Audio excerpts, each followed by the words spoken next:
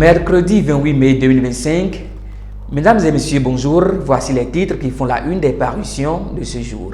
Et on démarre avec la Libération qui nous annonce une bonne nouvelle. Chic, l'hôpital ouvert dès le lundi 2 juin met en manchette le quotidien. Séjour illégal des étudiants béninois aux USA, l'ambassade des États-Unis au Bénin exprime son inquiétude, nous apprend le même quotidien.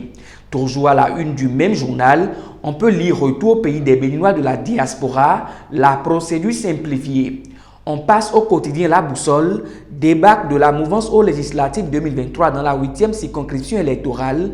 Le BR renoue avec les mêmes erreurs, titre en manchette Le Quotidien. Toujours à la une du même journal, on peut lire Tractation au sein de l'UPR pour les législatives et communales 2026, les positionnements, pommes de discorde entre Rumbedi et Djogbenou. Les détails sont à retrouver à la page 5 du journal. De son côté, Matin Libre dans sa parution du jour, titre en manchette, FCBE sur l'échiquier politique, le MAS se laisse échoir. Visite du gouverneur de la Japan Bank for International Cooperation, Romuald Wadaï échange avec Ayashi Nobumitsu, lit-on à la une du même quotidien. GIDZ, première expédition de vêtements pour la marque Gémeaux, annonce la parution. Et on passe au quotidien Le Télégramme, code électoral au Bénin. Pourquoi la démonstration de Jean-Baptiste Elias a suscité une large réaction au sein de la classe politique, s'interroge le journal en manchette de sa parution. Les réponses à cette question sont à retrouver à la page 2 du quotidien. Violence sexuelle au premier trimestre de 2025, plus de 1500 cas de viol enregistrés au Bénin, lit-on à la une du même journal. Accusé d'appartenir à une organisation terroriste qui attaque les positions de l'armée béninoise, un Zémédian révèle comment il approvisionnait des terroristes en carburant. Les détails sont à retrouver dans les colonnes du quotidien, précisément à la page 4. Bénin intelligent à présent, numérique en Afrique, 1 milliard de 4 SIM et 800 millions d'exclus du web, met en manchette le quotidien. Droits des femmes, l'INF lance le recensement des OSC engagés.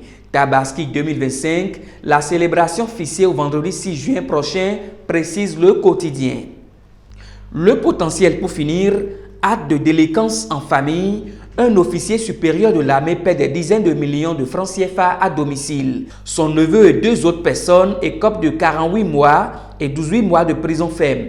Un 4e individu libéré au bénéfice du doute. L'origine de cette grosse somme, logée à la maison, interpelle. Opération SNIN contre la cyberfraude. 9 brouteurs arrêtés à Boycon et à Calavi, lit-on à la une du même quotidien. Contrôle radar de la police républicaine, un 4x4 chargé de chanvre indien stoppé net à Serhoué. Vitesse excessive, 3 hommes nerveux et un coffre plein de surprises. Voilà l'essentiel de l'actualité de ce lundi. Merci de nous avoir suivis. Je vous invite à suivre tous les jours sur AC2 Télévision, la grande édition du journal à 13h, 16h, 20h, 23h, 3h et à 7h du matin. Vous avez la possibilité de revoir ces éditions en publication sur notre site ac2tv.bj et sur l'ensemble de nos canaux digitaux. Bonne journée à toutes et à tous.